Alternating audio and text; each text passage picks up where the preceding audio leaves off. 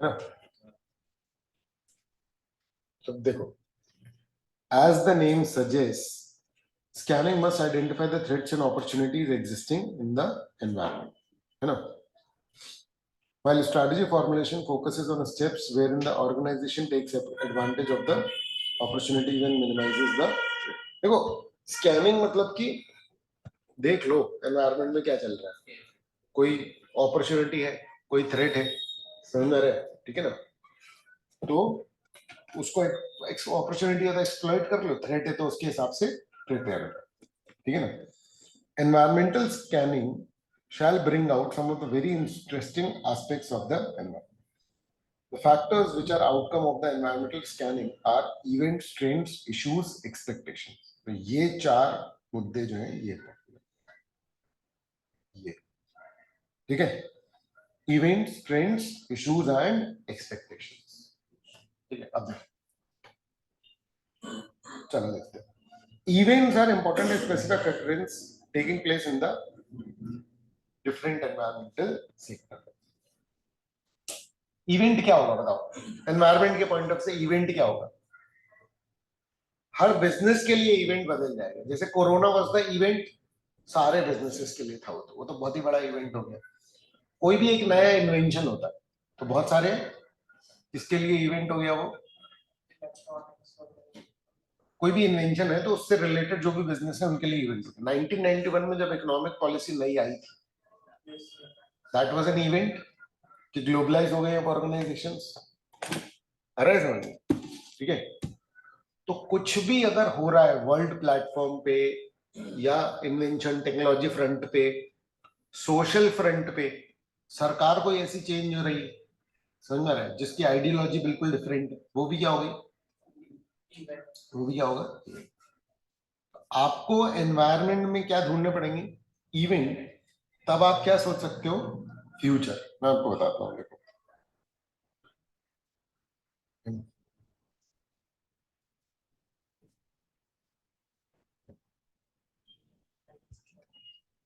Adani enterprises share, है ना, 2014.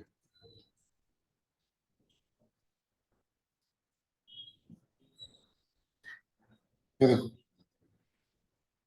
ये देखो, मैंने गूगल किया है तुम्हारे सामने, ठीक है. ये कब का है,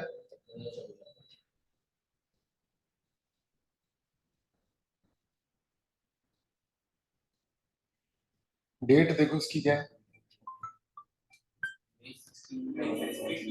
16 मई 2014.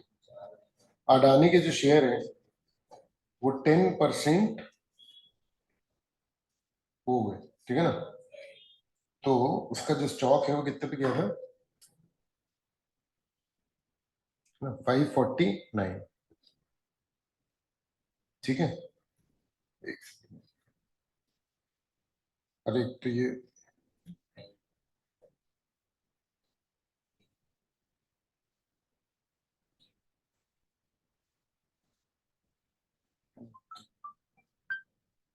एक सेकंड, हेलो जी, बड़ा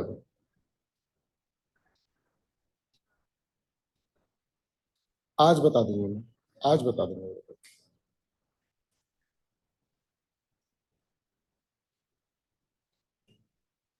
आज बता दूंगा, ठीक है बड़ा.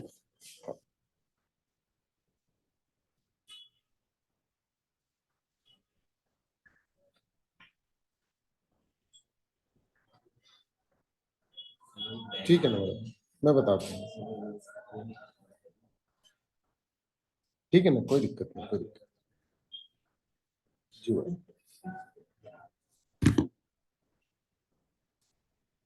अदानी पोर्ट्स जो है वो कितने पे गया था, 235, ठीक है.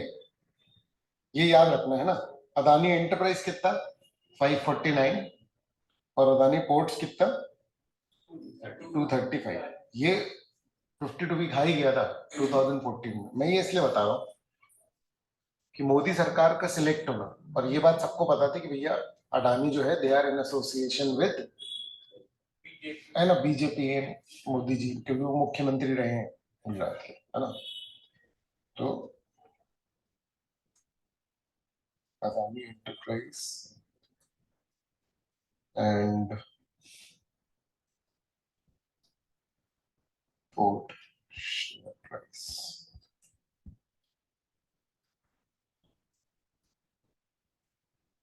ये अदानी पोर्ट का रेट है 886 और अदानी एंटरप्राइज का जो रेट है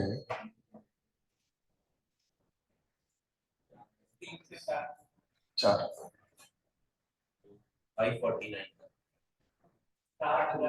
4,000। समझ में आ रही है बात? यानी जिसने भी नोटिस किया होगा कि हाँ भाई ये तो बढ़ेगा, सीधे सीधे ये गवर्नमेंट आई है, इसमें पैसे डाल दो, खत्म कहानी।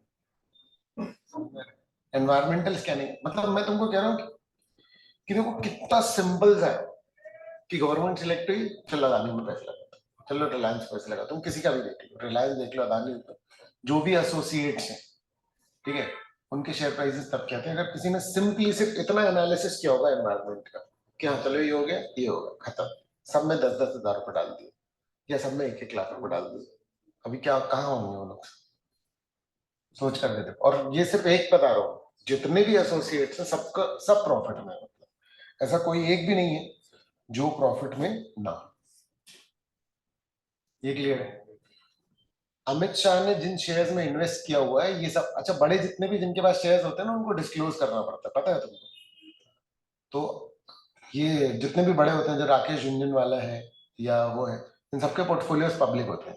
आपको लाइव नहीं मिलेगा कि अभी कितने खरीदे होंगे उनने या कितने नहीं, ये थोड़े एक आध थोड़े दिन बाद ही डिस्क्लोज कर पाते हैं, ठीक है, करते हैं मतलब, करना चाहते तो है ही नहीं, लेकिन सेबी के रूल्स के हिसाब से इनको करना पड़ता है। तुमको अमित शाह तक का पोर्टफोलियो जो है वो मिल जाएगा, उसने आईटीसी में अच्छा खासा इन्वेस्ट कर रखा है, समझा? अभी उसकी वेल्थ डबल ट्रिपल और वैसे हो गई, ठीक है, क्लियर? चलो,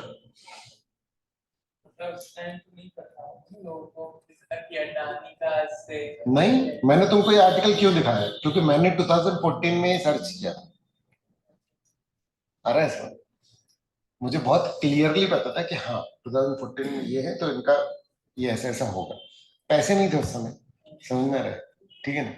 लेकिन हाँ मैंने सजेशंस बहुत लोगों को दिए थे जिनके पास भी अच्छे खासे इन्वेस्टमेंट के लिए अमाउंट थे, ठीक है, तो पूछते तो रहते ही हैं सब, ठीक है ना।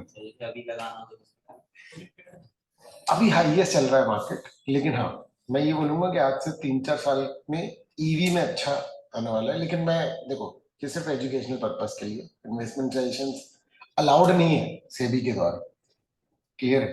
लेकिन हाँ मैं अगर करूंगा तो ईवी में जितने भी हैं, अब देखो कोई एक कंपनी क्या हो सकती है, उसमें दिक्कत हो सकती है, एक कंपनी में किसी में दिक्कत हो सकती है ना, तो पूरे पैसे कभी भी एक मिनट नहीं डाल, पर सेक्टर तो तुमको है ना अंदाजा। तो इसमें जो कंपनीज हैं वो पता है कैसी ऐसी होती है, जैसे कि ईवी की डायरेक्ट कंपनी बैटरी कंपनीज हैं सब, तो एक हो गई तुम्हारी हमारा राजा एमरॉन जिसकी बैटरी आती है, और एक एक्साइड, ठीक है। दूसरा जो चार्जिंग स्टेशन है ये कौन लगाने वाला है, ये लगाने वाला है टाटा, टाटा की कौन सी entity, Tata Power, Tata Power, Tata Motors, क्यों, क्योंकि ये भी इसके साथ में एसोसिएट हो रही है। टाटा मोटर्स जो है वो ईवी की गाड़ियां बना रही है, कल ही मेरे भाई ने लिए निक्सॉन ईवी, 16 लाख की गाड़ी है वो, लेकिन 1.5 लाख की सब्सिडी दी है सरकार ने उस पर, ठीक है। और उसके अलावा जो बैटरी के पार्ट्स बनते हैं, समझ रहे, उसकी कंपनी एचईजी और ग्रेफाइट, जो केमिकल्स है वो, और टाटा केमिकल्स, समझ रहे, क्योंकि वो केमिकल्स होते हैं। तो अगर तुम अपना अमाउंट इन सब में फैला करके डाल देते हो आज से 5 साल, अच्छा एक और कारों का मार्केट या कोई भी वो बढ़ने वाला है, तो एक है सेमीकंडक्टर, तो एक उसका जो शेयर है वो है स्पेल सेमीकंडक्टर, समझ रहे। और इसके अलावा टाटा, टाटा अभी एक एंटिटी में इन्वेस्ट करने वाली है या फ्रेश एंटिटी खोलने वाली है जो कि सेमीकंडक्टर बनाएगी। Spell is the only company जो कि इंडिया की है और मैन्युफैक्चर कर रही है वो सेमीकंडक्टर चिप्स, समझ आ रहा है? तो ऐसे एनालाइज किया जाता है। डीमैट अकाउंट होना चाहिए, तुम्हारा 18 साल का होना जरूरी है, पैन कार्ड होना चाहिए, ठीक है ना? हाँ, नहीं तो घर वालों को अपन वो कर सकते हैं।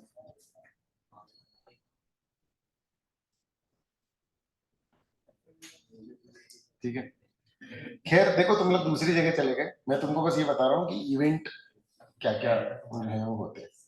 ठीक है, चलो। For example, if a big politician who announce big urbanisation project passes up. अब देखो, जैसे कि कोई एक बंदे ने बहुत बड़ा अर्बनाइजेशन प्रोजेक्ट प्रोजेक्ट अनाउंस किया था कि टाउनशिप में बनाते हैं, पता है ना तुमको? तुमने ग्रेटर नोएडा सुना है क्या? सुना है? किसी ने नहीं सुना? तुम नहीं सुना? ठीक है, अच्छा, जिन लोगों ने सुना है, क्या सुना है, क्या जानते हो उसके बारे में? सब एक प्लान सिटी है पूरी, मतलब वो फैंसी प्लान सिटी प्लान है भाई साहब। मतलब तुम समझ रहे हो कि कोई एक बिल्डर ने, जैसे मान लो एक एरिया लिया 10,000 स्क्वायर फीट का और उसमें पूरा बिल्डिंग्स बना ली। भाई साहब, उन्होंने किलोमीटर से जगह लेकर के पूरी सिटी जो है वो प्लान करके बनाई। मतलब उस सिटी में एजुकेशन इंस्टीट्यूशन एक जगह पे होंगे, मार्केट वार्केट एक जगह पे होंगे, रेसिडेंशियल एरिया एक जगह, इस लेवल पर प्लान है। समझ आ रहा है? मतलब ये ऐसे नहीं होता कि तुम चलो और ऐसे दुकानें दिखने लग जाएंगे। पूरी एक सी सिटी है भाई, फॉरेन सिटी लगता है। और मैं वहां पर था, मतलब मैं वहां पर रहा नहीं था, मेरे फ्रेंड्स रहते थे, मैं दिल्ली में ट्रेनिंग कर रहा था, तो मैं वीकेंड्स पे जाता था। वो लोग इंजीनियरिंग कर रहे थे वहां पर, गलगोटिया कॉलेज है वहां से, 2004 के एंड में। समझ रहे? 2004-5 में, मतलब हाँ, 2005 में तो भाई मैं जाता था, वो लोग तो रहते थे ग्रेटर नोएडा में। समझ रहे हो?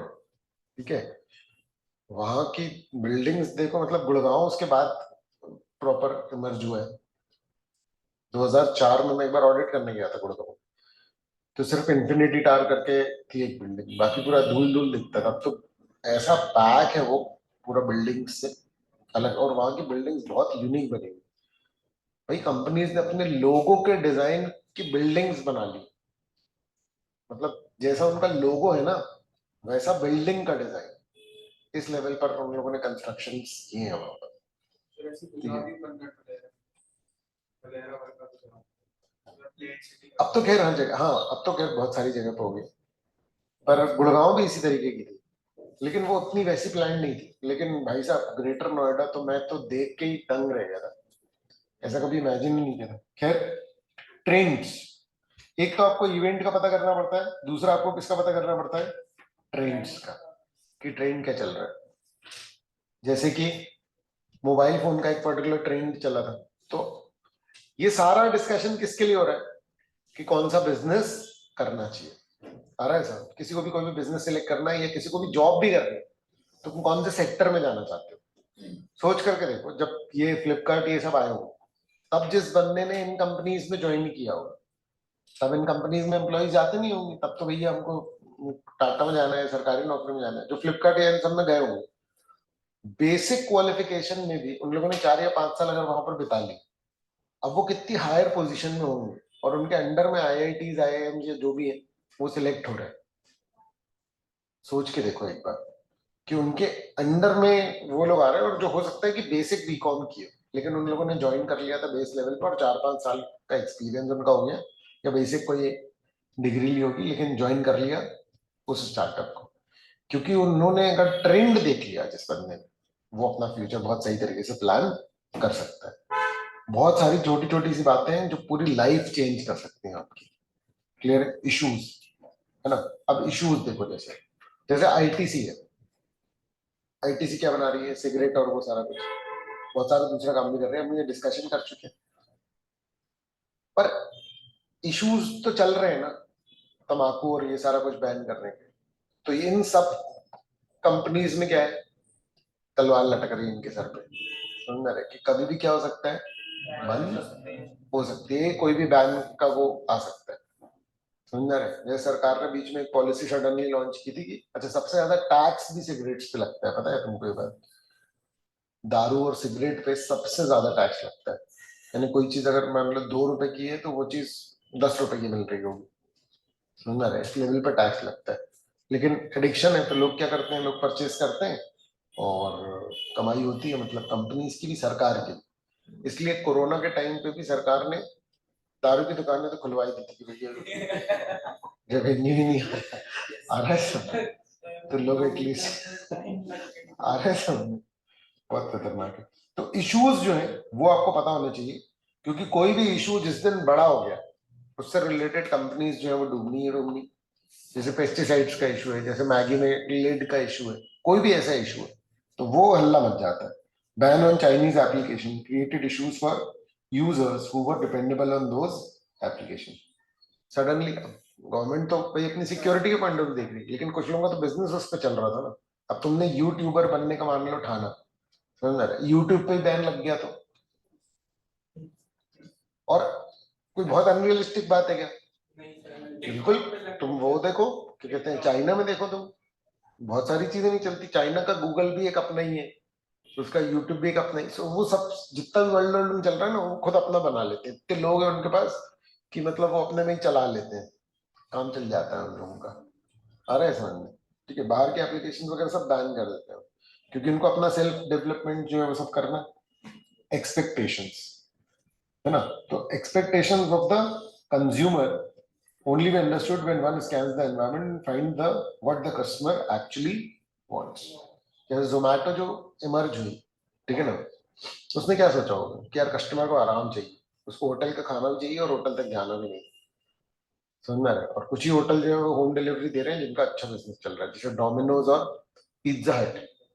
ये लोग क्यों हिट थे? क्योंकि इनने अपना डिलीवरी का पूरा सिस्टम बनाया हुआ था। भाई कोई रेस्टोरेंट इतना मैनेज नहीं कर पाता ना कि हम खाना भी बनाए, और जगह बना ली उसने, अब होम डिलीवरी करवाना नहीं, तुम आओ और पैक करा करके ले जाओ, यही चलता था, समझ रहे? तो उन्होंने कहा चलो क्यों ना B2B सबको ये सर्विसेज दी जाए कि हम तुम्हारे से कलेक्ट करके दे देंगे। तो शुरू में तो ये बहुत खर्चीला था, क्योंकि भैया लोग 10-20 रुपए बचा लेंगे, तो जोमेटो ने खुद ने खर्च किया था।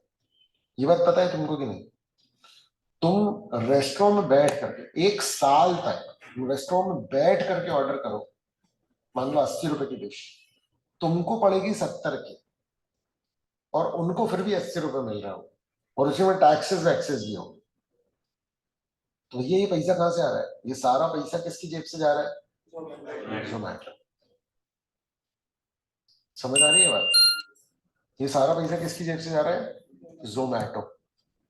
ये इसका मतलब कि जो व्यक्ति एक बार ऑर्डर कर रहा है उस पर 10 रुपए जोमेटो खर्च कर रहा है। हाँ बेटा, क्योंकि टाइप ऑफ बिजनेस होते हैं। बट 10 रुपए एक्स्ट्रा, क्योंकि जोमेटो तुमको दे रहा है डिस्काउंट। मैं वही बता रहा हूँ ना, देखो बिजनेस कैसे किया जाता है उसको समझो। बिजनेस कैसे होते हैं? बिजनेस होते हैं रिपीट कस्टमर वाले और वन टाइम कस्टमर वाले, समझ में आ रहा है? ठीक है, जो रिपीट कस्टमर वाले बिजनेस होते हैं जैसे किराना दुकान के या कोई, उन लोग एक एक कस्टमर को एक्वायर करने के लिए बहुत हेवी कॉस्ट इंकर करने के लिए तैयार होते हैं। समझ आ रही है बात? ठीक है, मान लो कि कोई व्यक्ति पे उन्होंने 1000 रुपए खर्च कर दिए, उसने आकर के दुकान से 200 रुपए का सामान लिया, लेकिन दिक्कत नहीं है, क्यों? क्योंकि वो एक बार 200 रुपए का सामान लेगा तो वो अब लेगा, वापस आएगा ना, समझ में आ रहा है? तुम्हारी सर्विस अच्छी होनी चाहिए बस, तो वो वापस आएगा। तो यहाँ रिपीट कस्टमर के लिए बंदा बहुत हेवीली खर्च करने तैयार है। कोई फ्रिज बेचने वाली कंपनी वो अपने एक कंज्यूमर पे बहुत ज्यादा खर्च नहीं करेगी। एसी बेचने वाली कंपनी वो बहुत ज्यादा खर्च नहीं करेगी, क्यों? क्योंकि उनके पास रिपीट कस्टमर नहीं है, उनके पास कौन सा कस्टमर है? वही 10-10 साल की तो वारंटी वारंटी आ जाती है। समझ में आ रही है बात? ये क्लियर है ना? तो इस तरीके से चलता है। तो जोमेटो या ये जो भी तुम देखोगे ये लोग बहुत खर्चा करते हैं। पेटीएम ने बहुत खर्चा किया भाई, पेटीएम का शेयर इतना क्यों गिरा? क्योंकि वो लॉस में है। लॉस में क्यों है? क्योंकि भैया उसने अपनी जेब से पैसा खर्चा किया, लोगों को ये डिजिटल और इसकी आदत डलवाने की। कैशबैक वो जो देता है था ना पेटीएम, कहाँ से आता है? वो उसी की जेब से आता था। अरे अब तो बहुत कम कर दिया ना। जोमेटो के डिस्काउंट्स भी तुम देखो, तुमको रेस्टोरेंट से महंगी मिलेगी, जा करके अगर लोगे और जोमेटो पे ऑर्डर करोगे तो वो हेविली डिस्काउंट के बाद भी तुमको उसकी कॉस्ट जो है ज्यादा पड़ती है, ये पता है तुमको? ठीक है ना? 7600 करोड़ रुपए रेस कर लिए, क्या दिक्कत है? आ रहा है मार्केट से, अब प्रॉफिटेबिलिटी कमाएंगे वो, ठीक है ना? तो ये ध्यान रखना पड़ेगा आपको। खैर, अभी आप लोगों की क्लास लगा देते हैं एलआर वाली, ठीक है क्या? है ना? थोड़े से इसके लिए काम ध्यान करने पड़ेंगे। क्या चीज? अकाउंट्स के लिए किया एक्चुअली आजकल डिसाइड हुआ, तो उन्होंने कहा तुम लोग को फिर 1 घंटे एक्स्ट्रा सडनली नहीं रोक सकते, है ना? तो अदिति ने कहा कि उसकी क्लास ऑफ हो जाएगी, है ना? और तुम लोग के लिए एलआर जो है मैं लगवा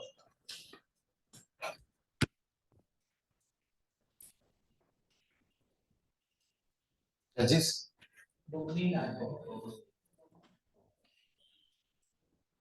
बुक की जरूरत नहीं पड़ेगी वैसे,